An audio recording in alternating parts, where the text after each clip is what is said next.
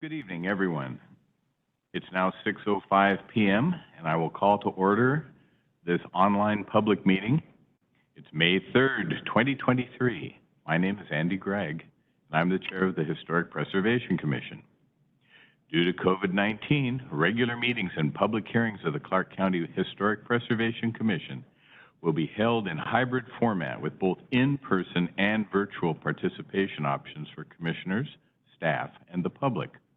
This will allow for safe participation by commission members, staff, and any citizen interested in attending. For those of you who are joining remotely via computer, you should be able to see tonight's meeting agenda on your screen. If you can't see the screen and have joined by phone only, I will be announcing the agenda items as we move through the meeting topics. Members of the public and applicants that have joined remotely are attendees, which means you can see and hear the event if you join via computer or mobile device, or you can just hear the event if you join by phone. Other event participants cannot hear your audio unless you are acknowledged by the commission chair or staff and are unmuted. This evening's agenda is planned as follows: roll call and introductions, prior meeting notes approval, public comment for subjects other than public hearings on this meeting's agenda, as there will be specific public comment periods as part of the hearings. There will be new business, including updates on projects from Clark County Public Works, Parks and Lands, and old business updates and announcements, including updates on the new member recruitment, CAMP and other training, subcommittees, a presentation to Ridgefield Parks Board, and the Revitalize Washington session in October. Then we move to good of the order, followed by adjournment. We will now have roll call of the HPC members who are present. Please say here after I call your name. Please note that Jan Bader, Vice Chair, is excused. Julie Bond. Here. Morgan Fraser. Here. Heidi Mandler Huff.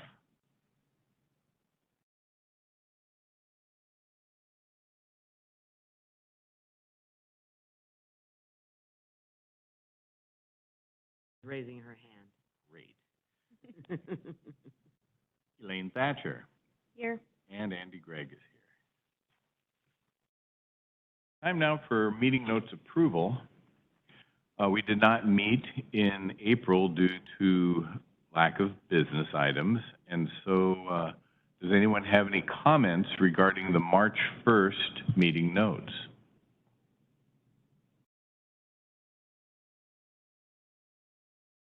Seeing unanimous head shakes, we'll ask for a motion to approve the minutes. I'll make a motion to approve the March minutes. Thank you, Commissioner Fraser. Is there a second? I will second the approval. Thank you, Commissioner Thatcher. It's been moved and seconded that the meeting notes from the March 1st meeting be approved. All in favor, please say aye. Aye. Aye. And we won't forget Heidi. She raises her hand. Great, thanks. It unanimously passes. Now time for public comment. We will now take public comment on any items besides today's meeting items.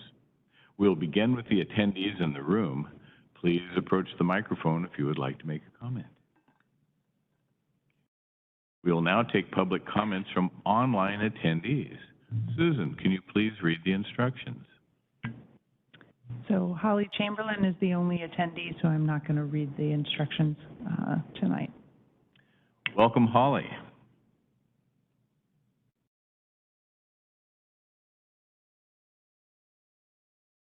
Thank you, Andy and commissioners, and good evening to other guests and staff.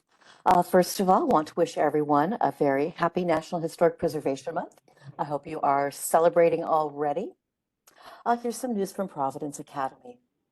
The preliminary report documenting the archaeological fieldwork for the parking renovation project has been completed by consultant AINW and submitted to DAP for review. The contractor selected for the parking work is Clark & Sons. They will be starting in a few weeks, pending report review, and are expected to finish in early August. In conjunction with the next phase of archaeological testing slated for the Academy's South Front, the Trust will be welcoming the public on Friday, May 19th, between 10 a.m. and 2 p.m. for History Beneath Your Feet. This event will be an opportunity to watch archaeologists at work, view some of the artifacts already found at the site, and tour the building. A grant application has been submitted to the Price Foundation for archaeological investigation of the Sacred Heart Garden.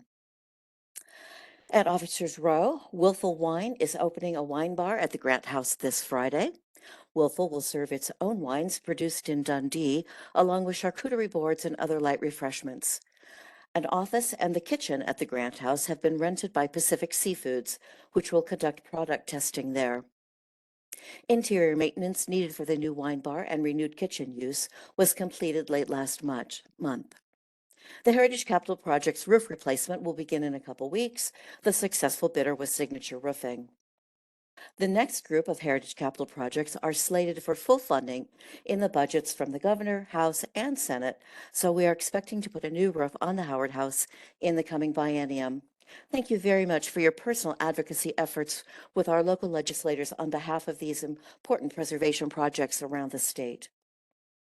In early April, a driver hit and damaged a tree on the north side of Evergreen Boulevard near the traffic circle and flipped over. Emergency responders quickly assisted the driver, and the tree will recover. Trees along East Reserve Street have been pruned by city staff to accommodate a paving project. The several large renovation projects that have been underway for some months in the West Barracks, including 2 of the NCO duplexes and the 611 and 701 McClellan single-family dwellings, have been completed and all are available for rental. In the realm of announcements, we're happy to note that the winners of the Marshall Public and Youth Leadership Awards for 2023 are Joshua Jones and Angela Cruz Paredes. They were selected from the 26 youth and 12 adult nominees and were honored at a ceremony at the Artillery Barracks on April 22nd. The Trust is leading 2 program sessions at Revitalize WA this coming October, one a panel discussion on Providence Academy and one on preservation and reuse at the Historic Reserve, presented in a tour format. The Marshall House was the setting this past Monday for a welcome to the Historic Reserve for a touring delegation of city officials from Poland. They are visiting several cities in Washington. Trust staff are reviewing and commenting on the IBR Historic Baseline Context Report and continuing to meet with city staff and NPS staff in regard to public input and mitigation. The Vancouver Barracks Military Association May Lecture will feature the history of Officers Row and its preservation by the City of Vancouver. The program is set for Thursday, May 27th at 6:30 p.m., with the location yet to be determined.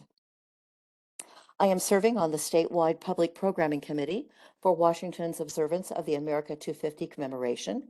Please share any suggestions you have for events, projects, and activities during the semi-quincentennial with me, and I'm happy to pass them on to the committee. The Washington Trust for Historic Preservation continues accepting applications for its annual Youth Heritage Project until mid-May. The program The program happens in July in association with the Manhattan Project National Historical Park at its Richland, Washington location. Thank you. Thank you, Holly.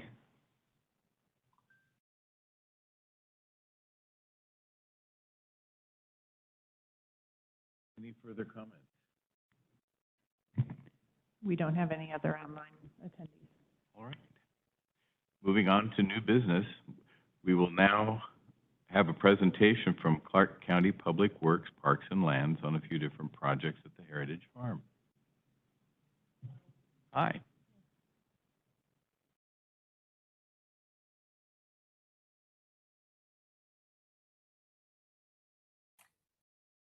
Good evening. Lindy, are you doing an introduction?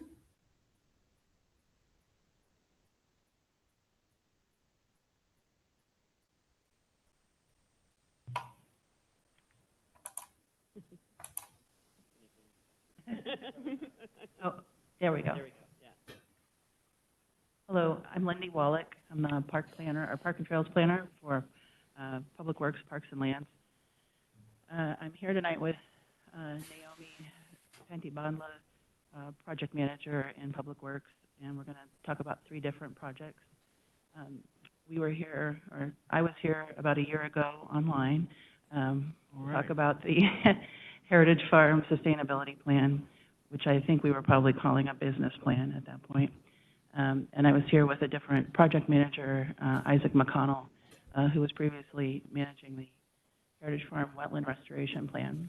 But Naomi is the project manager now. She's doing a great job. And she's going to present on that project. And then I'll talk about an update on the sustainability plan at Heritage Farm and a new project at Hazeldale Community Park.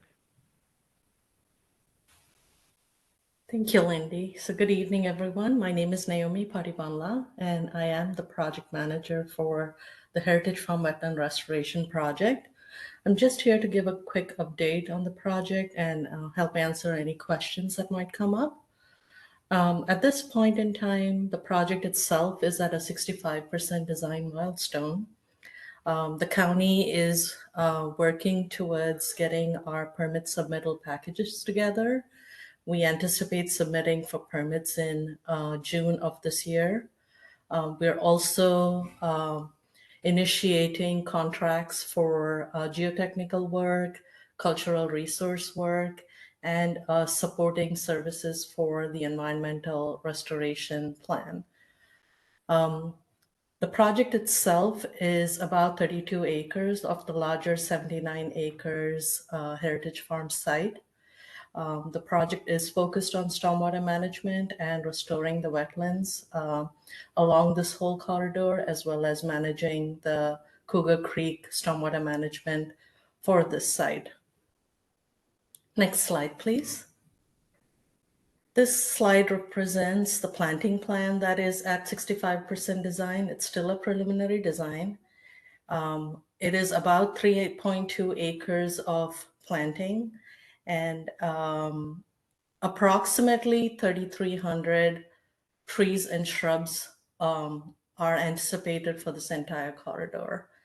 As you can see, the wetland runs along the center of this corridor. There is accommodation for the existing gravel paths that is looking to continue to serve the property. And we also worked with the parks master planning team, including David and Rocky, to include some of the berm locations where we anticipate trails, which is what you see as the curved, clean areas. That's where we anticipate the future design master plan to tie in. Next slide, please. So I split the presentation to show you the west half of the site and then the east half of the site. What you see as the angle line is the view corridors that David accommodated, that when the master plan came in, the pedestrians would have a clear vision of the wetland area without it being overcrowded and look like a wetland. He was hoping to get a more mixed feel of the site. Next slide, please. The project schedule itself, like I mentioned, we are hoping to submit for permits in June of this year, progress towards a 90% design, a 99% design with the final design in December of 24. And we hope to start construction in March of 2025. Next slide, please. Thank you. The budget for this project at this time with the 65% design is $4.2 million. We have an ecology grant of $500,000, and the remaining funds are coming from the clean water funds. So 88% of the project cost is supported by Clean Water Fund. Next slide, please.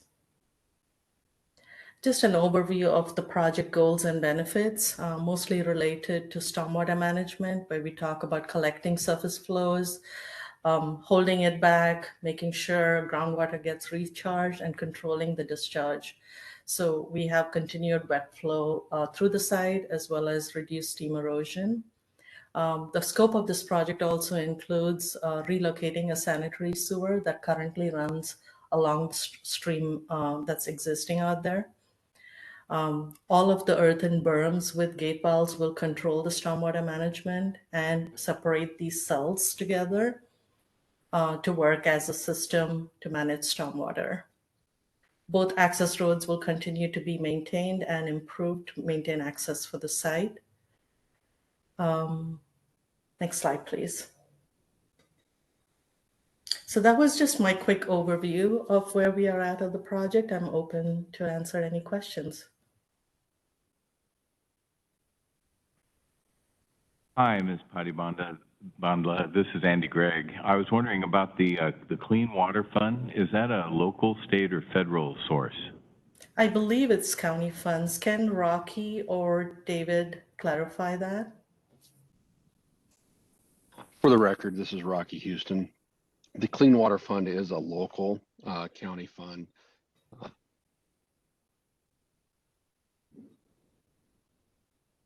Thank you.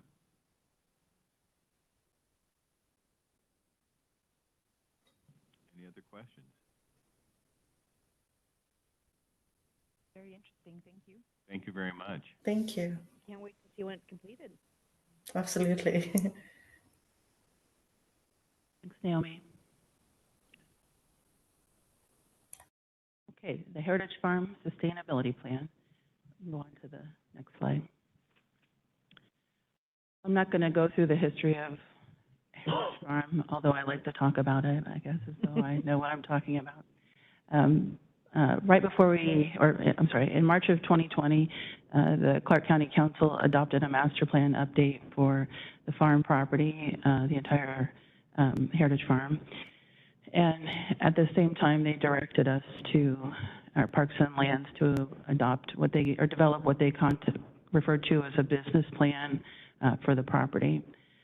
In 2021, Parks and Lands began an effort to complete that plan, and at the time we rebranded it as Sustainability Plan because we didn't see the farm property as being responsible to bring in a lot of revenue as a true business operation.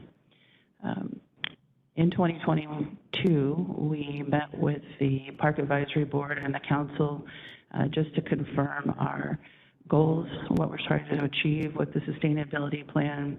And the two primary goals are to reduce the draw on the general fund, the cost that the farm expense that is paid by the general fund, and then also to increase public access because while there's a lot of people that are using the farm, there's a nice fence around it that prevents you from just walking onto the site and exploring. You need to be participating in a program to use the site. So next slide. So here's a look at some of the progress that we've made so far. Our first stop was to go through a consultant selection process. We hired Barney & Worth, which is now Consor. Some of you may have heard of Barney & Worth. They specialize in meeting facilitation and public engagement, and they have quite a bit of experience with agriculturally focused projects. And so we thought that would be a good fit for this project and this property. In October last year, in 2022, we convened, or Barney & Worth helped us convene a steering committee, and I'll show you I think it's on the next slide, who that steering committee is made up of, but primarily volunteers from the community who are already actively involved with the farm or that could be involved or represent underrepresented populations in the community. So in October, we had our first meeting, which was mostly a meet and greet so that the committee could get to know each other a little bit and hear a little bit more about the project. And we assigned them many hours of reading of documents and history so that they would have as much information as they could when we started the process. We met again in November, and at that time we started reviewing the county's expenses for the farm property and introducing them or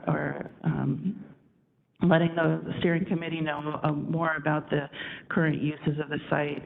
We invited the farm advisory team, the Heritage Farm Advisory Team, to present or have a representative present on volunteering and kind of explain the different projects and programs that are operating out there. And also WSU Extension Services gave us more of a look at what programs they're using out there and the research program that they have. In November, we also opened a community survey and a public comment period. The survey was open until January, and we ended up receiving over 1,100 individual responses through the survey, which was more than we received in the 2020 master plan update. So we took a lot of time to distribute the survey to a rather large stakeholders list that we had developed for the project. We reached out to dozens of local educational organizations, public health nonprofits, equity focus groups, and also community organizations that were representing underserved populations in the community. In December, we hosted a hybrid public open house, and there we introduced the plan to the public. We had about 75 folks that attended in person and online, and we invited, I think there were 10 or 12 different current user groups to attend as well, and set up stations around the room so that people could learn more about what's going on, what work they're doing at the farm, because there seems to be a lack of knowledge from the community on, just what's going on behind the fence. The third steering committee meeting was in January, and there we focused mostly on reviewing the the survey results and some community leader interviews. And I'll tell you who, in a couple of slides, who those interviews were with. But we also focused more on financial sustainability and began talking about alternative analysis that will eventually be included in the basis of the plan that we're developing. This last March, committee members also participated in a historic farm tour that was held by the volunteer master gardener docents that are volunteering at the farm.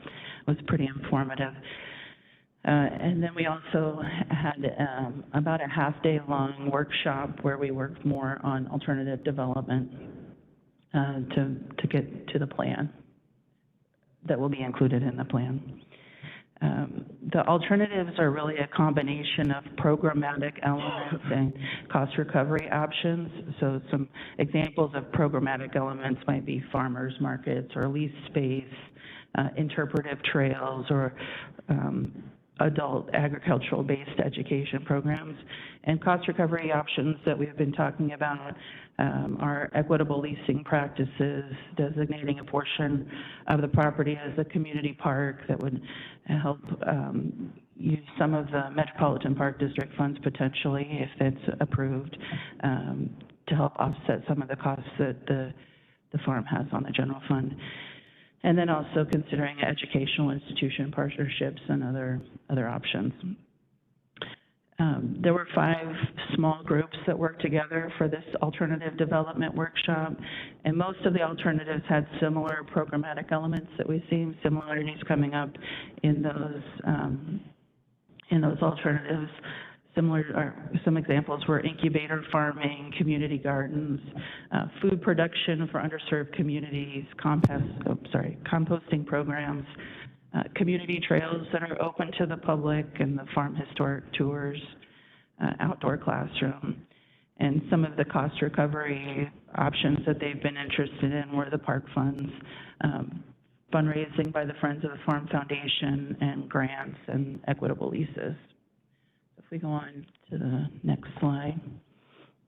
So this is our steering committee. We've had a couple of changes over the year, but our only county representative is Matthew Baum. He is the operations supervisor who oversees the farm. Teresa Meyer is on the Park Advisory Board. Christine Perry is the interim director of extension services for WSU, and she's based at Heritage Farm. Rob Freed, who I would wager that you guys know of, is from the Farm Advisory Team. Bill Klein is the president of the Northeast Hazeldale Neighborhood Association. Zora Oppenheimer from the Clark Conservation District. Isla Stanek Westergaard is from the Hazeldale Salmon Creek Business Association. Mark Reese manages the Career and Technical Program for Vancouver School District. And then Peter Block Garcia has stepped in place of a member who stepped down from the League of United Latin American Citizens of Southwest Washington. And Tanika Cisco is a volunteer who works for the YWCA as a domestic violence prevention specialist. She is representing the NAACP. And the council had requested someone from the Visitors Tourism Board, our group, Visit Vancouver WA, to participate. And there was a representative, but she's left, and so we're kind of in transition with finding someone new. So go on to the next one. So earlier I spoke about community leader interviews that we did. We didn't want to just focus on the steering committee. We wanted to hear from a larger group. And so here are some of the folks that we spoke with. Karen Barman, the chair of the council, was interviewed, and we have another school district representative, the folks from the Vancouver Farmers Market, and so on. We also had tried to get participation in the steering committee from the Cowlitz Indian Tribe. They're also a neighbor to the site, but they had been unable to place someone on the steering committee, and so Patty Kinwasa-Geiser, the chairwoman, agreed to be interviewed. So you can see there, I don't need to read everyone, right? So this is how we're going to finish the plan. Right now we're in the middle of writing the draft plan, and we'll be reviewing it with the committee hopefully by the end of the month. End of May, we'll present that plan at another public open house, which I would anticipate to be at the end of June. We'll also have a public comment period on either side of that open house. We'll take all of the information in the plan to the Park Advisory Board and the council in the summer and just check in with them, make sure we're on the right path forward. And then we're going to take that information and the council's input back to the steering committee, and they'll score the plan, which I can get into the weeds with it, but that'll help push forward a recommendation that they'll provide for the plan. We'll issue the final draft and then hope to have it adopted by the end of the year by the council. So it's just some contact information. We have a website. If you have any questions, you can feel free to email me. You can invite anybody to leave public comments. I would read all of them and share them with the steering committee. Do I have any questions?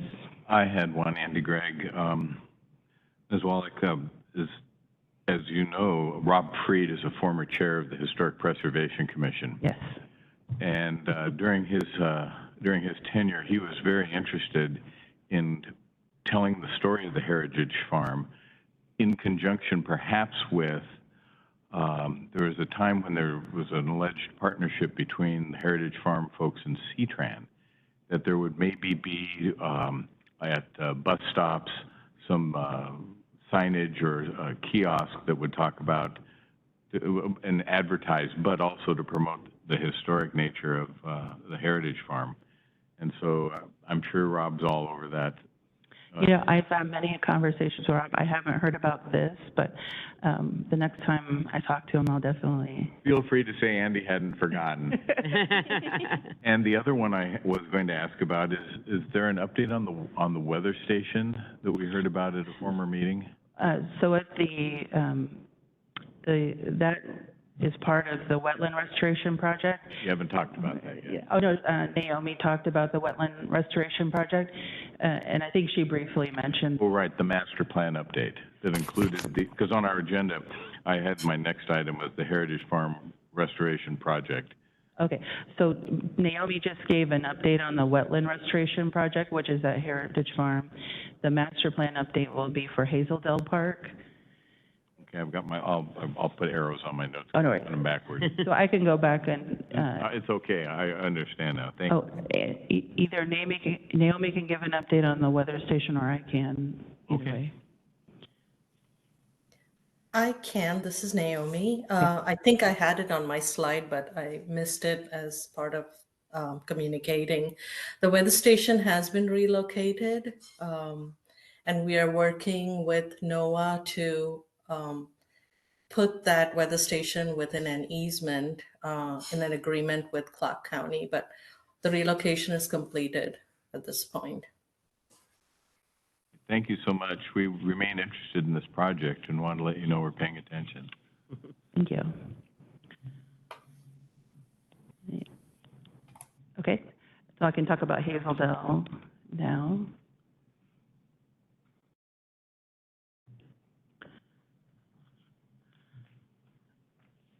So I do want to provide just a little bit of history about Hazeldale Park. I don't know how frequently someone has come to talk about this wonderful park here, probably not very frequently, but just so you know, Hazeldale Park is one of the first parks that was established in Clark County.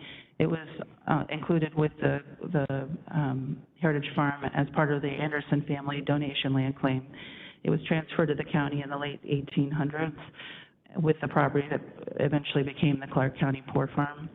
In 1949, when the farm property was leased to Washington State College and eventually became the experiment station, 20 acres was set aside for the county to use as a park. In 1975, there was a park master plan that was developed, and I'll show you that on the next slide. In 2013, the park was listed on the National Registry of Historic Places as part of that Clark County Poor Farm Historic District, and it's of course also a state and county listed.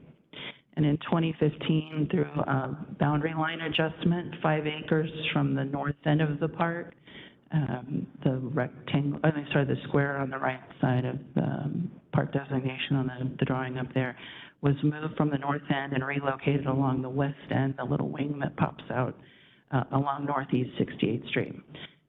And if you like facts, I can give you some information on why that was, but otherwise you can go to the next slide. So this is a look at the 1975 master plan. It's pretty difficult to see if it's not right in front of you, but the park largely looks like this today. You can see Northeast 68th Street on the boundary on the bottom. We have the parking area, the informal ball field area, which is there now. This shows a caretaker residence, which I think was demolished and replaced with an RV station where there's a caretaker that lives there year-round. There's 2 shelters, one by the parking area and one by the play areas, which are on the east side of the property. There's a very nice meadow. The restroom building is there. There's, I don't believe, a gazebo at the northwest property, but there's an area to meet, like a meeting area up at the top, and some nice trails. I'm going to go on to the next. I just want to show you some pictures. Not a lot of people, well, I know people come to Hazeldale Park, but not everybody is coming out there all the time. So just to give you an idea of what it looks and feels like today, it's beautiful. It's a nice little oasis in an urban area. There's very little highway noise from I-5, nice mature trees. And if you look at the picture on the top left, in the distance you can see the grass field in the background, and that's that 5 acres along 68th Street that was added to the park that hasn't been developed yet. We also have the 2 picnic shelters here, the East Shelter, which is up next to the playground. There's 2 small playground areas. The parking area has never been paved. There's some evidence of gravel, but I don't think it was ever a true gravel parking lot. And then the West Shelter, which is right off the parking lot, is the larger shelter. So why update the master plan? One of the reasons that we want to is that 2015 boundary line adjustment that was included in the 2020 master plan update for Heritage Farm, and we'd like to incorporate that into the master plan for Hazeldale Park. But also, we have a future improvements project that we are planning on doing after this master plan update, and that's to pave the parking area and kind of make it more of a formal parking area. There's pretty informal right now. There's no line markings and kind of stretches into areas that maybe it doesn't need to. And then also we intend to, as part of that improvements project, to update some of the existing trails to make to improve access to them, so we have more accessible routes to the restroom and the shelters and the play area. So I've got our process up here. We are in the process of finalizing our consultant selection process, trying to contract with PBS, and they have a subconsultant, AIN Northwest, that'll be doing the archaeological predetermination for us. We'll work on a concept plan development in the summer and present that to the public. Since this is just a master plan update, we're not going to develop, 3 different options and go kind of full bore on it. But and we hope to finalize that master plan in the fall and have it adopted in the winter. And then next year, we would move forward with designing the improvements project that I discussed. Wow. Thank you. Yeah. Hopefully. And then here again, we have a Hazeldale Community Park website. We've been updating the information about this project there. If you know anybody who's interested in the park or updates to it, I can include them in a stakeholders list that I'm developing for that project. And you can always submit public comments, and we'll definitely read them and respond to you. Do you have any questions about Hazeldale? I have one question. This is Commissioner Frazier. I saw a picture of like a semicircle, like a rock.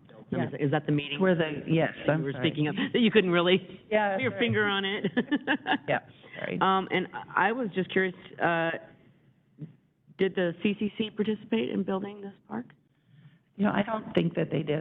I believe they did with Louisville Park. They definitely did with And Louisville. Rocky might be able to speak more about that, but I'm not sure. The rock Record, wall this looks is- very similar to some of the Yeah. stuff I've seen. For the record, this is Rocky Houston. I do not recall any records we've come across yet that element this. It does have that classic look and feel, though, in the way it's staged. So Yeah. it feels like there's those fingerprints, that sort of the national park look. Mm-hmm. Yeah, maybe your consultant can flesh that out. Yeah. I had one question about the survey you said you're going to be doing for the community. How do you get that out there? How do you get participation? How do people find out about it, know about it?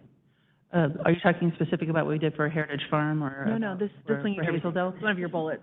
Sure. So for Hazeldale, we're putting together a public engagement plan, and so we'll line out how we're going to get the survey out there. But signs will be posted at the site. There'll be a mailing circle. I think it's like 300 feet around it's a little bit larger for a community park. But there'll be some mailers that go out. They'll be posted on our website and social media. And then also something that we're going to do is to identify certain groups, user groups that maybe historically have not been reached out to, and determining how we could reach out to them. What kind of things are you interested in gleaning from the public? It sounded like you're not deviating too far from the master plan. So what kinds of things do you want feedback on? We want to know what they're interested in, what's missing in the park, what their concerns are. There's been, I think, a lot of issues of safety or concerns about safety in the park. What would improve people's experience there? What are we missing? Thank you. Thank you. And I definitely received, personally, not as a commissioner, but personally, I received survey requests for the Heritage Farm from the city, Okay, thank you. as a citizen, so. That's I great. don't even live in the city. Yeah. I'm on a mailing list. I get everything. I definitely worked a lot to try to figure out who to get that out to. Yeah.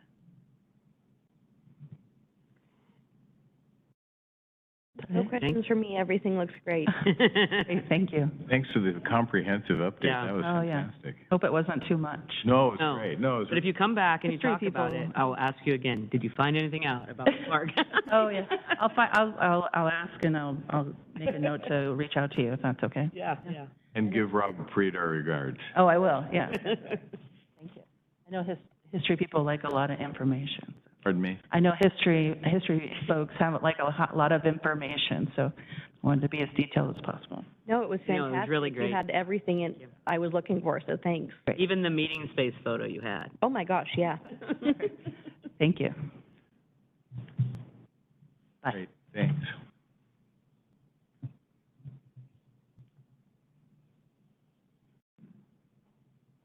Moving now to old business and updates, we'll hear from Bart Ketching about new member recruitment update. So, just very briefly, we are still in the open recruitment period for the two City of Vancouver appointed seats and the one county seat that you will vacate, Mr. Chair. And that, remind me, Susan, doesn't it end on the 12th? Pretty soon, I think. So Bart, are there two for Vancouver or just Greg Foos? Well, there is Greg's completely open seat right now that you all decided to keep open Right. because it was just too compressed to do another recruitment. And then there is Heidi's seat, which she filled the interim. Oh, for Fele. Yes, Gotcha. and so. The interims get you every time. The interim. And so, it goes without saying that Heidi, is encouraged and more than welcome to reapply for her own seat. And then, so we have Greg's seat and then your seat, which would be appointed by the county. Right. County council. It has been open, for 3 weeks now and yeah, and we, have only had one application so far, which is a little bit disappointing. I think we're probably at the point where maybe we should send out one more email push to the lists. And if you folks can think of anything other, any other stakeholders or groups or any informal networking that you can do, by all means, because I'm not sure why we're not getting the same level of interest that we did last time, so. And we could extend the open period slightly, but then we would be running up against timing issues for the city, especially because they have a more involved process to do their review and recruitment through the city council, and we would have trouble getting folks appointed by July 1st, so. Bart, are you able to hear me? Yes. Yes. Oh, okay. My audio was not working earlier. Sorry about that.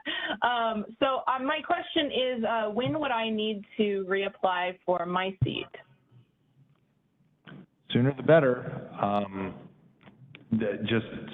But as long as you're expressing interest, then we can make sure you have all the paperwork. We can communicate outside of the meeting on getting you the information. Absolutely. I am definitely interested. Yes, let's connect on that. Okay.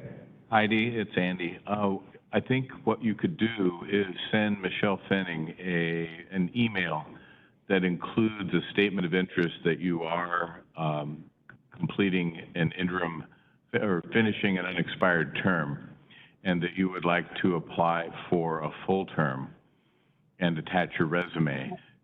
And it'll be just about the same process as you went through last year when you were a successful applicant. And so the new policy is that even if you have a second term coming, you'll have to reapply.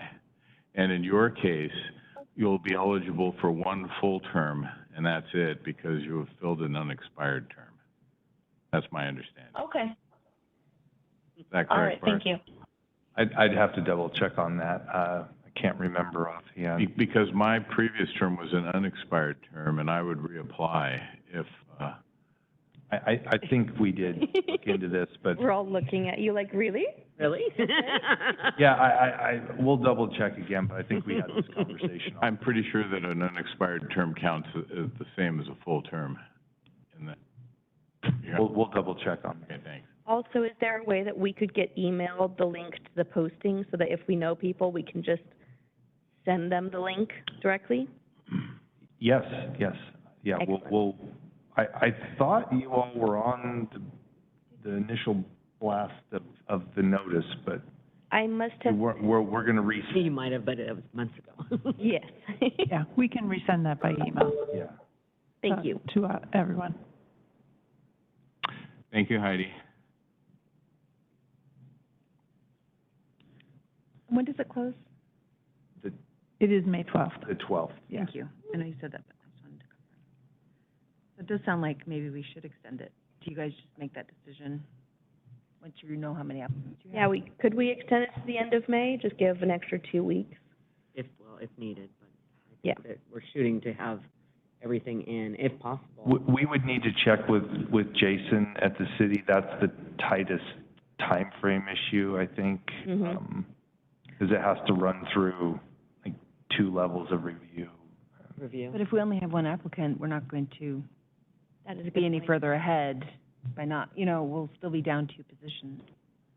Right, yeah, we don't want to Yeah. just, We want to bolster the participation so we can get some more applicants in the next 2 weeks. yeah, we'll check on whether we can extend that to the end of May. Susan's giving me a quizzical. Yeah, she is. She's inquisitive over there. If needed, how about that? If needed. So the potential issue would be that if the members don't get approved by either city council or county council, then would we have enough to have a quorum for the July meeting? Well, you could have a quorum if the majority of the continuing members Yeah. attend. Yeah, so we could still have a July meeting, but as Commissioner Bond said, yeah, if we only have one applicant, we're not gonna fill all of our seats anyways. So, maybe we could try to, send an email, do a blast, and see if we need to continue it, but at the same time, talk to Jason and see what he wants to do as well. Unless, Mark, you wanna, yeah. Go pound the pavement for us, Mark. Out there soliciting with some flyers. Nope. Well, we've got a little bit of time, so that's all I have on that right now. Okay, thanks, Bart. Susan, could we talk about training and camp updates, please? Absolutely. I'm excited to let you know that I found out today that the grant money from DAP was approved. So, I know, we are going to have the camp training. That was approved for 40 attendees. So, the next step will be to develop a list of who we want to invite, in addition to staff and commission members. We have settled on 2 potential dates. If they don't work, we'll continue trying to find dates that do work. But right now, we're looking at September 8th and September 15th as a backup. So I don't know if you saw in the email that I sent a week or so, or 2 weeks ago, that asked if you could make that date. So I'm gonna ask if you're available on either of those dates. We also we're penciled in the Aspen Room at City Hall for both of those dates, and confirmed that there aren't any additional costs for that room for security or anything because we settled on a Friday. Sorry, I'm gonna interrupt you. So it's a Friday and not a Saturday? Because I know we had really focused on Saturday. Okay. thanks. I haven't seen that email, I apologize. Okay. Okay, it's a Friday. And my apologies, I thought we talked about Fridays in March. I thought Saturday was the ideal. It was the ideal, but then I think we had to pay for extra. For extra Yeah. But I- security. And security and all of Okay, but I thought we were gonna be able to circumvent the security if we used a special room at City Hall, because they didn't require security, because they have an outdoor entrance that you. Yeah, so we verified that wasn't the Not an case. option? Right, on the Saturday, because the security, wasn't there like they are during the week. There would be those security costs. Would we have to have security if we're not accessing the actual City Hall? We're just coming into the room? Okay. Yeah. Then another question was, and you've already done this, so not to throw any, but, Elaine and I had been discussing the option of maybe using the Slocum House. Oh, yes. I don't know if that's big enough for this event, for 40 people. but I've never been inside it, so I don't know. I mean, I know it looks pretty small, but I don't know if that would actually help, because then maybe there's no security concerns there, or if we have access to that, since the city owns it, right? So, I don't know, maybe it's too late at this point, because it's already been confirmed with Aspen Room, but. So, I guess, one of the things that, that the, camp folks mentioned was they like to have, if possible, seating with tables for all of the attendees, because it is an all-day session. And, you know, we could see if that's available at Slocum House, but, that's one of the benefits of having it at either the city or the county facilities. Okay. So, Additionally, the technology in the Aspen Room is, you know, a smaller version of this. So we can get in there whenever we need to troubleshoot everything. You know, it's a training room. It's set up for that. And there's a side kitchen, so we can have refreshments and everything ready to go. There's a lot of pros for using it. I'm sorry about the Saturday miscommunication. It's okay, nope, it's okay, because I did say I could do Friday if I had to take a day off work. I'm Yeah, willing. and also for staff, since so many staff are going, doing it on a work day, yeah, Ready, okay, makes a lot of sense. yeah, so, never mind. Don't go down. No, you are important, Julia, and you're being heard. You are. Sorry. So did you want to do a round robin with the dates? that would be great, yeah, if everybody can, let me know. I'll go first. I can do either Okay? Friday, because it's enough of an advance. I prefer the 15th because my in-laws are here on the 8th, though that might be a nice escape, so I love them so much. So I'm not going to say either way, especially because it's on the record. Not to say I am not available on the 8th. I have a maybe availability on the 15th, depending on a work conference. Do you know when you might know about the 15th? Yes, probably within the next week. I just need to get confirmation from my boss. Okay. Could you email me? Yes, I'm making notes, and I also texted Julie to remind me to remind you. We have our own technology ways to do things. And I'm sorry, I need to look at my work calendar. I Sure. do have some travel around that time frame, so I need to confirm. So I'll get back to you Okay. soon. Great. This week. Might ask Heidi. Yes. She's around. Yeah, the 15th would be better for me, assuming that I'm able to do another term. But yeah, the 15th would be great. Okay, great, thank you. So, Commissioner Thatcher, yeah, if you can just let us know. And Andy, I know you won't be, We might invite you anyways. I'm available either one. Okay. I have a funny story to tell you. Okay.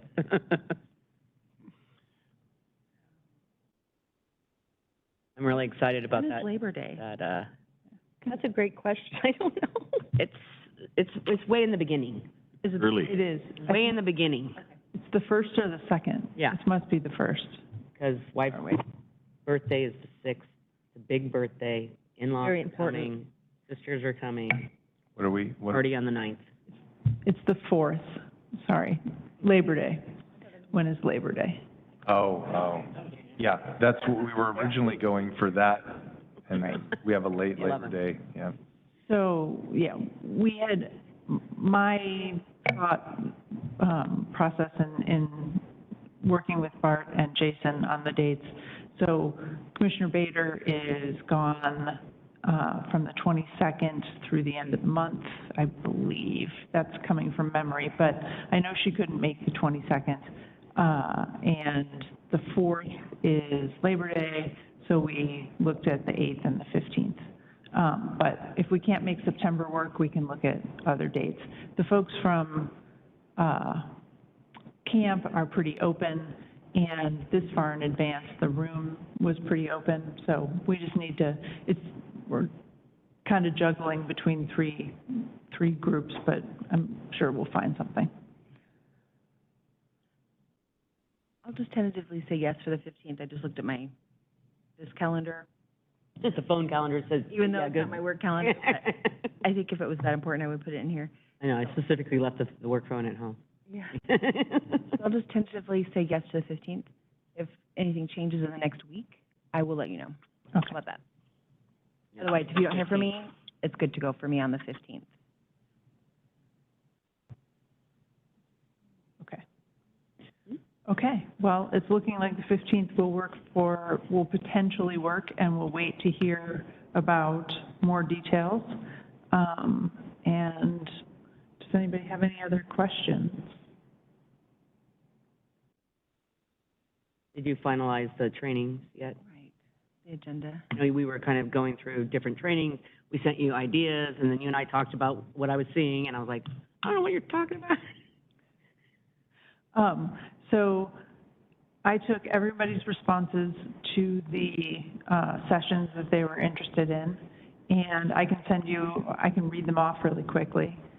And the names changed on at least one, if not two, sessions, just slightly because they combined a few sessions, but right now the sessions that we're looking at are standards and guidelines for design review, legal basics, meeting procedures, preservation planning, identifying and designating historic resources, and preservation incentives and benefits. Nice. Very nice. So, okay, great. That's all I have on that topic.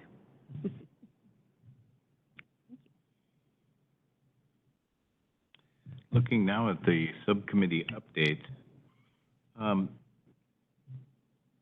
somehow the outreach opportunities come to us, and Bart's going to be talking about an opportunity at Ridgefield this month. And I'm just thinking this is my penultimate meeting, and so it's the idea that we're going to have outreach, and it might just be a group effort. But one of the things we've noted is that, especially in the wake of COVID and coming back, that we are not as externally active as we once were, and every outgoing chair has indicated the critical need to conduct outreach. And so the subcommittee would probably not be best served if we had make work items, especially in light of the fact that there may or may not be an August meeting for you folks after there's reorganization in July. And then, not an August meeting? What? Sometimes the August meeting doesn't happen. But, you know, that'll of course be up to you. But also in anticipation of the camp training, I would hate to take advantage of people's goodwill and energy by inventing some items that prove to be inoperable or undesirable because of our training. And so outreach could be something that everyone takes a part in from time to time. And maybe at the camp training, we could ask how boards and commissions and advisory groups can have the most effective kind of outreach. because outreach is a little nebulous. I'm looking at design review and standards. That's pretty clear what it's about. And also the demolition subcommittee, very clear what the goals and objectives are I have a bullet for outreach for you. for that. We feel like we should coordinate.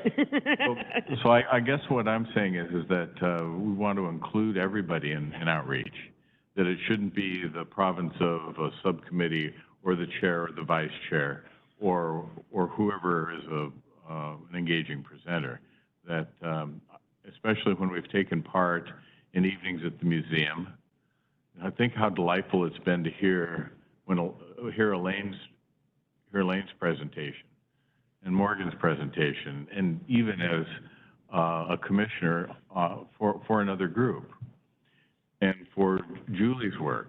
And I could just go through the list of commissioners and say how everybody is a valuable member of outreach. And maybe it's the place it should live within the commission is not a subcommittee that has an agenda or keeps minutes. Right, it's like more like you bring opportunities. Right. And then we share opportunities when we find them. And more to the point, I'm going to show how this can happen when we get to Revitalize Washington. And just an example of how outreach might function effectively. Anyway, so. That's a pretty good ploy for your subcommittee, being no agenda and no real timelines or commitment. Means we're all on. We're all in. Well, actually, our agenda, outreach becomes an agenda item, just like all these other things, but it could be a recurring agenda item. Yeah, I like that. And and almost a month-to-month tendency. Anyway, that's why I didn't come up with bells and whistles. I had a mentor who said, beware of creating arcane rules to really cool games that nobody wants to play. Right. And I think this is that case. Well, I'm happy to continue to be the staff point of contact, regardless. Thanks, Bart. And I think that you've been a combination of manager, broker, and agent for the commission. And I'm just thinking back to the morning you and I spent at Leadership Clark County and how that spun into a really nice partnership. Sure. And I anticipate that Leadership Clark County will invite the commission back for a subsequent presentation. And as you will talk about the Ridgefield Parks presentation, and when I talk about Revitalize WASH, those are really good chances for us. Yeah, so anyway, just if anything comes across your plate, make sure I see it, and then we can get it for the good of the order and shuffle it off to whoever needs to see it. Thank you very much. Should I go ahead? Yes, please. Okay. So an update on the Design Review and Standards Subcommittee. So the update is that I have not had a chance to reach out to my group, but there is one slight adjustment. Elaine is going to be on our committee as well. So Yay. Elaine, Jan, Good job. Susan, and I. And I apologize I haven't reached out to you all for these last few months, but I think that I know that Jen is out of town right now, but I'll go ahead and reach out to you guys soon so we can at least get together and come up with a strategy on how often we want to meet and how long we want to meet. And that write-up that I did is kind of the outline of things we can cover. So we will be getting together per people's schedules. Hopefully that'll be soon. So that's all I have right now with that. Thank you very much. Oh, The yeah. Demolition Subcommittee No, I took it really seriously and it really. has an exhibit. Well, since everyone has it, I don't have to read it. This is even better, you know? But one thing that, I was doing some research and thinking about, goals and missions, and I was reading through everything that Alex had done and everything the commission had done and what Bart had wrote up, which was so fantastic. But still, everything was still not really kind of meshing with my head, so I still did more research into it. And what I really picked up on is that demolition review is really a legal preservation tool that ensures the potentially significant buildings and structures are not inadvertently demolished without consideration. Because that seems to be what happens. It's not like somebody purposely knocks down that building that's really important to their neighbor. You know, they just are like here to do whatever it is they're doing. Make stormwater, you know, build a building, make a parking lot. They're just not really on the same page. So in this document, I listed some things and referred to some codes and some laws, which I don't have to go over. But basically, in reading our code for historic preservation, you know, our guiding document is the Clark County Historic Register. But that's not the only register. And that's not the only register here. Like, we have barns here in Clark County that are on the state register that aren't on the Clark County register that could get knocked down tomorrow without any consideration, simply because they're not on the Clark County register. Why are they not on the Clark County register? Because Clark County hasn't gone around and asked people and put them on the register. You know, like, it hasn't been like a mission. And at one point, the state had missions and they had money, so they did this. They went out into counties and they talked to farmers and they did all these studies and surveys. And we did a great context about the mid-century buildings and developments here in, you know, the Vancouver area, which are all going to be, if not already, historic. And people living in those homes don't even know how historic and important those homes are. So that was the first thing that I wanted to point out. So the code as written makes no provisions for historic properties listed on other registers. So even if a property is on the National Register of Historic Places and it's not on the county register, it will not come before us. It will not get any consideration. Not to the fault of the city, and not to the fault of the county, and not even to the fault of the applicant, because they might not even know what they have in their hands. So I also wanted to make us all aware of the Washington State Certified Local Government Program requirements and procedures, because to be a CLG and to maintain eligibility, the federal government and the state of Washington requires what I wrote here, which is CLGs to be empowered to review and comment on any proposed public or private development projects that would affect locally designated historic properties.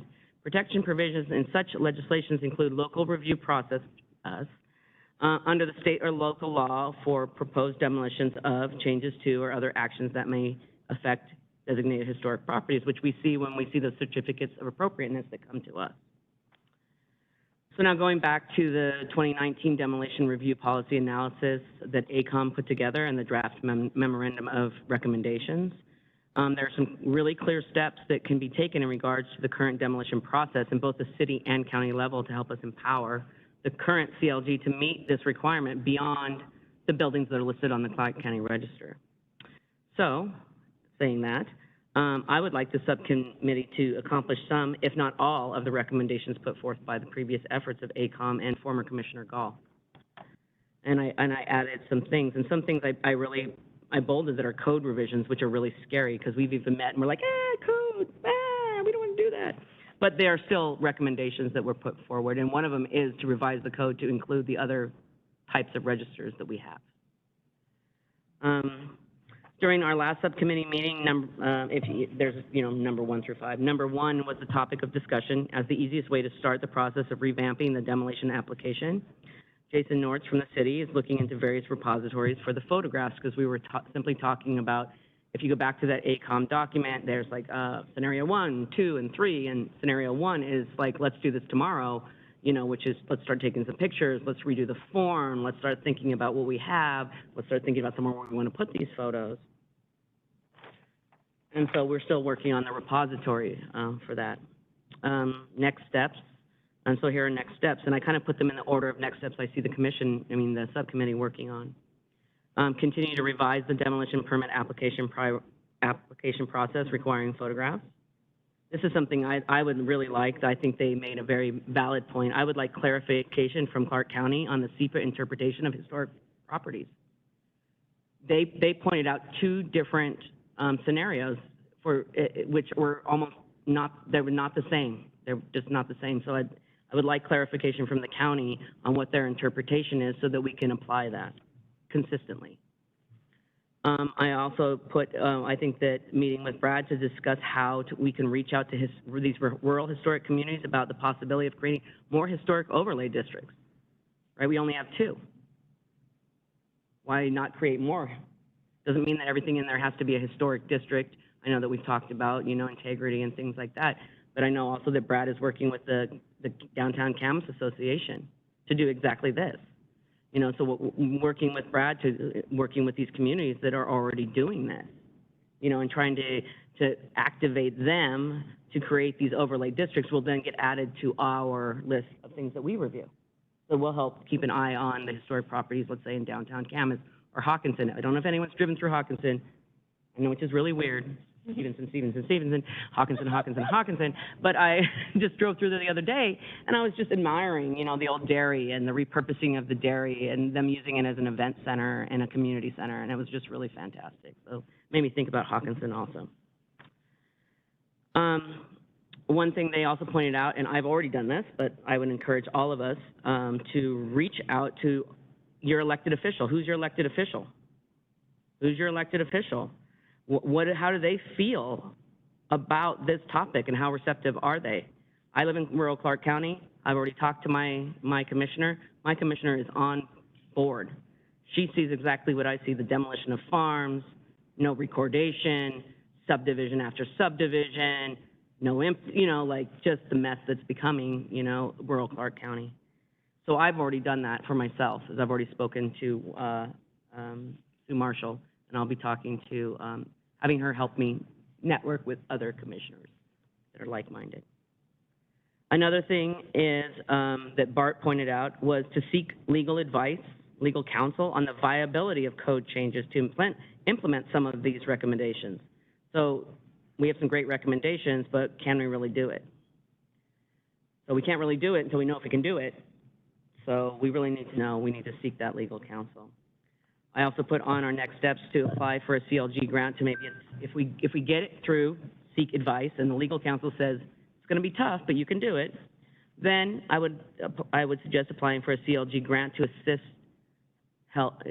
and help the cost for the code revision, so it's not all on the cities or the counties. We can, you know, get somebody else, because it's only will be a slight change. If we just do, for instance, adding other registers, that's a slight change to a code. It's not a huge change to a code. It's very, very small. But the big one is to develop a demolition review process in conjunction with the code revision. That's the real big one. And that could include demolition delay for documentation and outreach, you know, like a couple weeks for you guys, for somebody to write something up, put some pictures together at a minimum. And then possibly like at a maximum evaluation and, you know, a historic preservation commission review. That could possibly happen. The timeline, like I just said, revising code is not easy or fast, yet that is the long-term goal of the subcommittee, as is the development of the demolition review process, which is of course dependent on the code revision. So the subcommittee will focus on the above-mentioned steps, more or less, in the order that they are written to help accomplish these goals and complete the work of the previous commissioners and staff. And there is your official report for the demolition sub. That was fantastic. So that's what I would really appreciate, you know, if Heidi thought about being on the commission at least a little bit, so that we could get some of her legal ease. Actually, so far, be happy to do that. Oh, excellent. So far, it's Mark who's sitting here, and Jason who's out this week, and myself. So any extra bodies would be great, especially if you have anything to do with legal stuff or code writing, because it makes all of us just kind of cringe. Yeah, Mark's not even looking. Oh yeah, he got roped into it. Jason roped Mark in. So. Oh, and I did talk to Susan and Bart about having some county participation, since I did pull the form for the county, and I now have the forms for both. And it would really be nice if we're revamping, if they looked similar, because a lot of people, you know, Vancouver getting real close to Clark County, Clark County getting real close to Vancouver. One boundary change, a new form, you know, it might really help the public too if we streamline it. Thanks. Bart, Richfield Park's presentation. Yeah, this is just a reminder that a week from tonight, I'm doing some outreach with the Ridgefield Parks Board. We had kind of a standing invitation to just discuss the program and the commission, and they're particularly interested in learning a little bit more about the grant opportunities through the historical promotions grants. So that I'm going to present a modified version of our slideshow that we use for Leadership Clark County, and take questions. I don't know if I'll be able to be there in person. It's going to depend on childcare and some other things, but she said virtual options possible. Kind of like. What time is that, Bart? I think it is. I want to say 7, but I need to double check on my calendar. Yeah, if you could loop me in on that, I could definitely go and be a representative in person even. Oh, okay. Great. Yeah, There's nothing on my calendar except for an exercise class, which I'm sure. Well, that's important too. It's not happening at 7 because either I'm at a board meeting or I'm eating dinner and reading a book. I think I even have it on my other calendar here. Right, I'm putting it in there right now. And you said it's in a week from today, so it's next Wednesday. Yeah. I think it's 6:30 is the invite that she sent me. So again, I enjoy doing presentations like that. I'm happy to do it, but yeah, Morgan, I'll forward you the details, and anybody else that's interested. They seem very eager to get a little more connection with county staff, and I'm sure that's coming from, you know, the great commissioners like Steve Stewart, and then I know Randy Mueller at the port is very enthusiastic about connecting. You know, they were instrumental in working with Brad on the interpretive panels that they got a grant for last year. So I think there's a lot of opportunity to work with Ridgefield and how fast they're growing. So that's that, and let me know if you have any questions.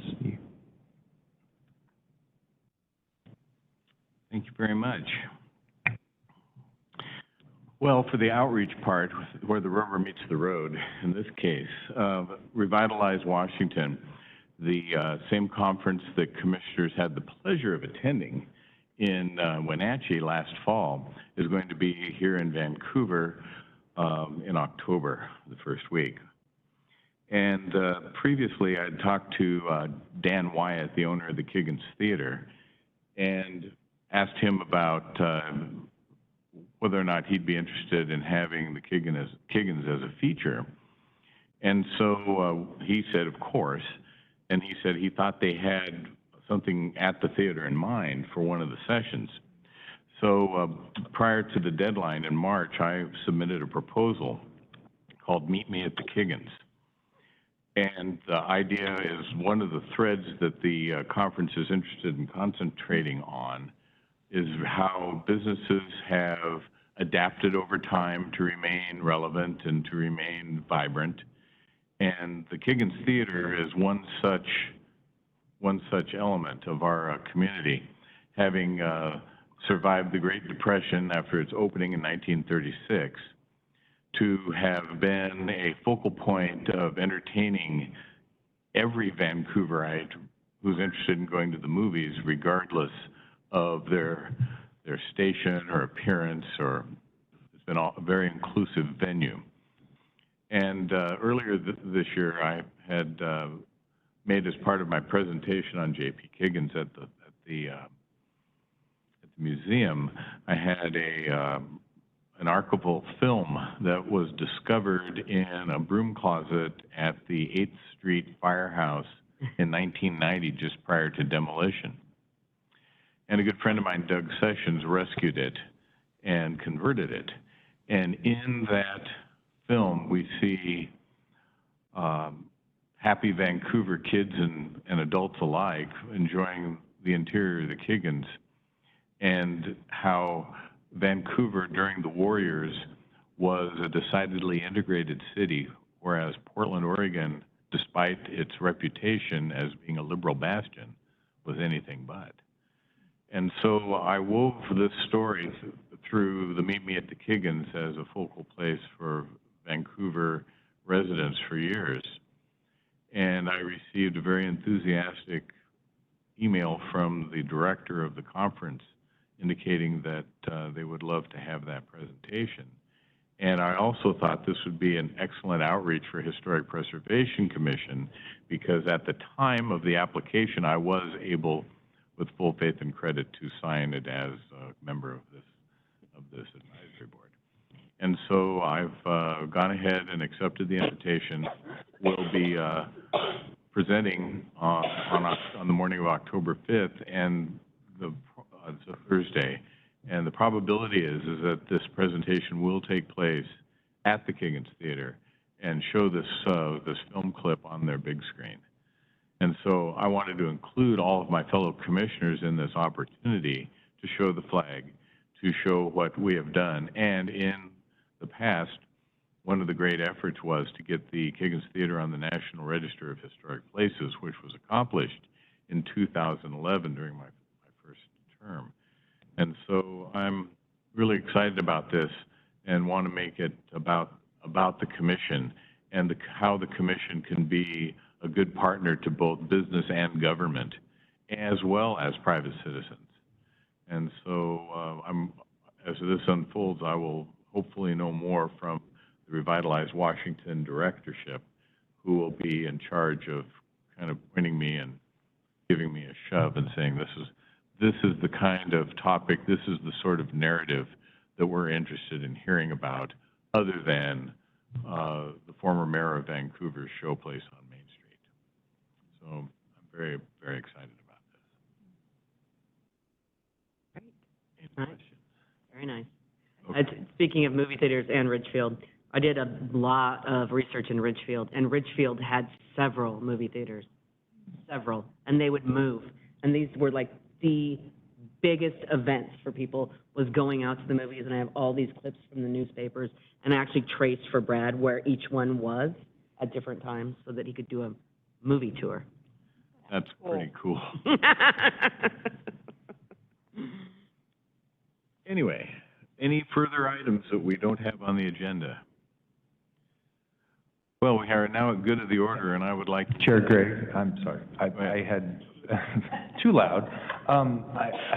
As we were discussing demolition and other things, a thought came to mind. As I just wanted to mention to you all, Susan and I were CC'd on an email this afternoon that the City of Vancouver is changing which attorney they are having focus on supporting historic projects. So the next time that something comes, you know, for the, well, we're done with the academy pretty much, but something along those lines comes, there's a new attorney, and her first name is Tricia, and I'm going to butcher her last name, Juttemeyer, Juttemeyer. So we won't be dealing with Becky Rude too much. It will be this new person. So just FYI, and I'm assuming you'll still want to go through Jason to get messages to the attorney, but good of the order. I want to thank Morgan and Julie for their outstanding participation in formulating the subcommittees. That I think you have, you know, case study textbook excellence in how you went about this, and I also am very, very grateful that you included former Commissioner Alex Gall, who put a lot of time and effort and has interest, and that he would be a very good ex parte member of that subcommittee as we go forward. And thanks also to Julie, because I know that this has always been an area of interest of yours, and that your expertise was bolstered by the attendance at the national conference in Cincinnati last year. So good job. My pleasure. Welcome back, Elaine. Any others?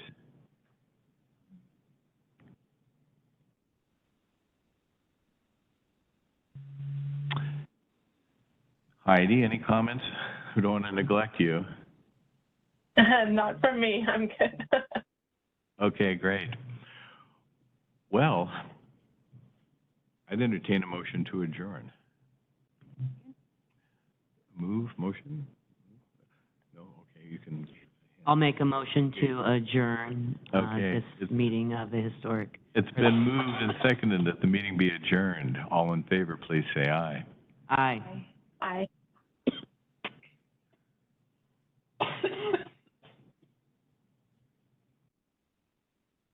Thank you, everybody. Thank you.